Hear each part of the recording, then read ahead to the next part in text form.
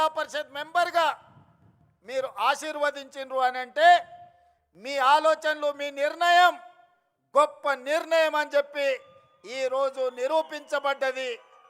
అందుకే ఆనాడు గెలుచుంటే మిత్రుడు రబ్బాని జిల్లా పరిషత్ చైర్పర్సన్ అయి ఉండేవాడని ఇంతకుముందు మా మిత్రుడు బట్టి విక్రమార్క గారు నాకు గుర్తు చేసింది. నేను ఉప ముఖ్యమంత్రి గారికి ఒక సూచన చేస్తున్నా.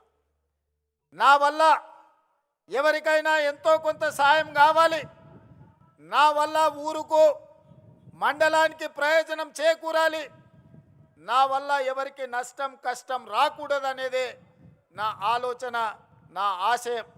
అందుకే ఉప ముఖ్యమంత్రి గారికి, జడ్చర్ల శాసనసభ్యుడికి, పార్లమెంట్ సభ్యుడు మల్లు రవి గారికి ఒక విజ్ఞప్తి చేస్తున్నా.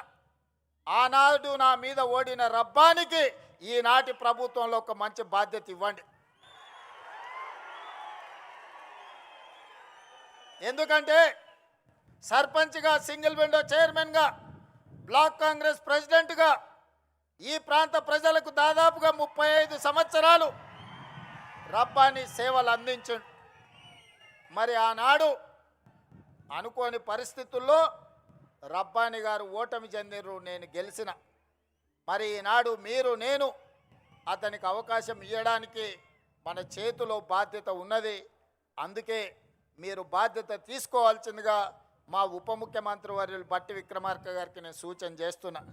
అదేవిధంగా మిత్రులారా, ఆనాడు జడ్పీటీసీగా నాతో పాటు పనిచేసిన ఎంపీటీసీలు, సర్పంచులు వాగులు దాటడానికి వాగుల్లో ఇసుక దొంగలిస్తుంటే వాగులు దాటేటప్పుడు మనుషులు కొట్టుకుపోయి చచ్చిపోయినారు. చాలా గ్రామాలకు రోడ్లు లేవు, చాలా గ్రామాలలో అభివృద్ధి లేదు. ఆనాడు ఉమ్మడి మహబూబ్ నగర్ జిల్లాలో ఈ మిడ్చల్ మండలాన్ని, అదేవిధంగా గద్వాల శాసనసభ నియోజకవర్గంలో గట్టు మండలాన్ని డార్క్ మండలాలుగా ప్రకటించారు.